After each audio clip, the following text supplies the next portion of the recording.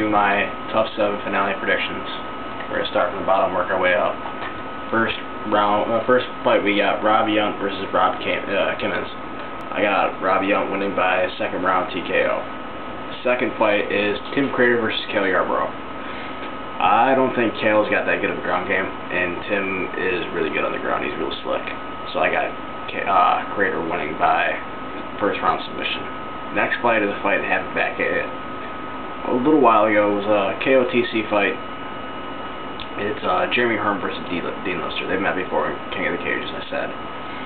I think back when they first fought, Hearn beat Lister by UD, but I got Lister beating Hearn last time by unanimous decision. Next fight we got Matt Brown versus Matt Arroyo. They've also fought, and Brown beat him by second round TKO, I believe. So this fight, I think Arroyo's a stud. Let's be honest with you guys. I think he could be the next top dog in the welterweight division. He's got a real bright future. I think he'll beat Matt Brown by first round submission. He's gotten that much better. Next fight is Marvin the Beastman Eastman versus Drew McFedries. McFedries hits hard.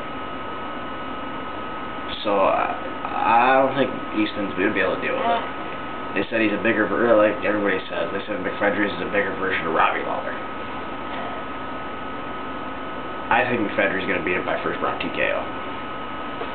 Next fight is Josh Berkman versus Dustin Hazlett. I got Berkman winning by UD. And I know Hazlett is really good on the ground, but I think Berkman's just going to pull out the unanimous decision. Hazlett could sub him. He's got those long levers, so, I mean, Hazlett could sub Berkman. Next fight is Matt Riddell and Dante Rivera. Back in the house, these two kind of had it out. Dante said if Matt Riddle ever beat him, that he'd retire. Well, I think Rivera is going to retire because I've got Riddle beating him by second round TKO. Next fight is Spencer Fisher versus Jeremy Stephens. Fisher's kind of had it up and down. I mean, he was one fight away from getting a title shot, and Hermes Franken beat him. Then he comes back and rebounds his fight against Sam Stout, which was an amazing fight. That fight was great. Then he comes back and gets unanimous decision loss to Frankie Edgar. He was more worried about the takedowns than anything. It didn't look like the Spencer Fisher that I'm used to watching. Jeremy Stephens fought some tough guys, and I think Jeremy's going to be pretty good, but I don't think he's going to beat Spencer Fisher this one. I think Spencer Fisher's going to have to pull out a hard-fought unanimous decision. I think this is going to be a war. It's going to be a great fight, but I think Spencer's just going to pull it out. Next fight is Diego Sanchez versus Luigi Fioravante. Diego looked good in his last fight. Looked like the old Diego that we've all seen, that I've come to love watching.